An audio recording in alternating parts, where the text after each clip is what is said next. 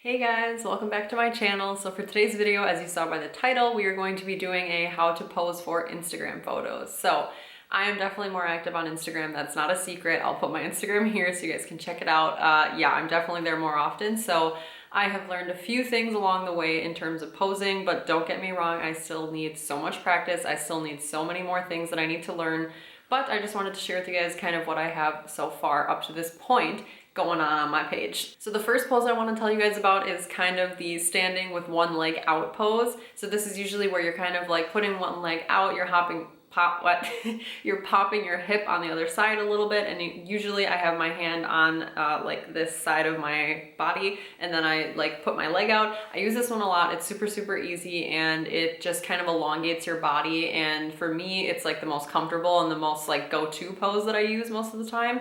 So yeah, and you can switch up sides if you want to, but usually I just do one side. If you really wanted to be crafty, you could use one side all the time and then rotate the photo so that it looks like it's a different side. But yes, that's what I tend to do most of my photos. The next one is super easy, and it is in motion shots. So this could be like, typically for me, I'm usually walking in these photos, and it does get like really repetitive when you're taking the photo actually like behind the scenes, because you have to go like forward and back usually a lot, and it's, I don't know, it looks really weird when you're like seeing it in real life, but in the photo it usually turns out really good. And with this pose, you have to definitely make sure that you're trying to focus on your face, because a lot of times when I'm in the middle of doing something, I forget to pose on my face.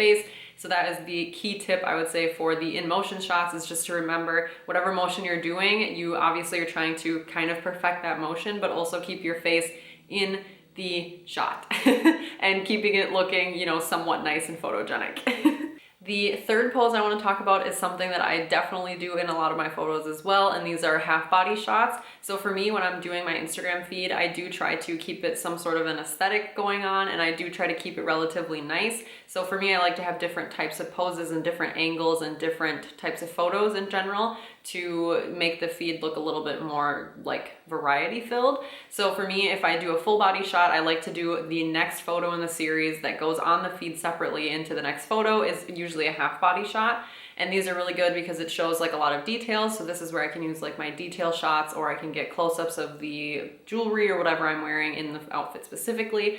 And these shots are also pretty easy to do because you don't have to focus as much because you're only showing half of your body, so it's a lot easier. So these are also very good and very handy, and they look pretty nice on the feed, I would say. The fourth pose is the classic mirror selfie, and these are something that I feel like kind of came back during quarantine time, and thank God for that, because mirror selfies are something that you can get very easily by yourself, and it's actually a lot more fun because you can actually see what you're doing and you can pose exactly how you want to look in the photo, and it's really simple to recreate. And this is something that is, you know, kind of really easy to do. So this is where you can like really play around with posing specifically in the mirror, because you can see everything that you're doing. So this one is something that I like to do quite often as well. And lastly is the look away. So this can be done in so many different ways, but usually, you know, if you're not feeling super photogenic a certain day, or if you don't feel like putting on makeup, or if you just don't want to show your face as much, the looking away pose is something that a lot of people do, and including myself. It's very easy to do, and it's also kind of, I don't know, it makes for a very like aesthetic shot,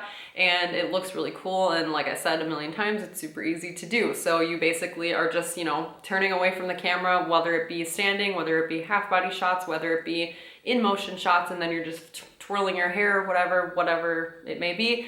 The shot is super easy to do. So I would definitely recommend to try that one out as well. So those are all the poses that I have to share with you guys today. I do think that there are other poses that I definitely could be learning, and for me, with my photos specifically, I don't like to do too many like dramatic or over the top posing, but that's definitely something that a lot of people like to do. So if you guys would like me to make a video on that as well, just let me know in the comments down below, because I know the poses, I just don't end up doing them on my own feed because I just don't want to be yeah, I don't know, I just don't like to do them on my own feed because it's just not really my style and kind of the vibe that I'm going for. But yeah, hopefully you guys enjoyed this video either way, and don't forget to like and subscribe, and hopefully I will see you guys in the next video. Bye!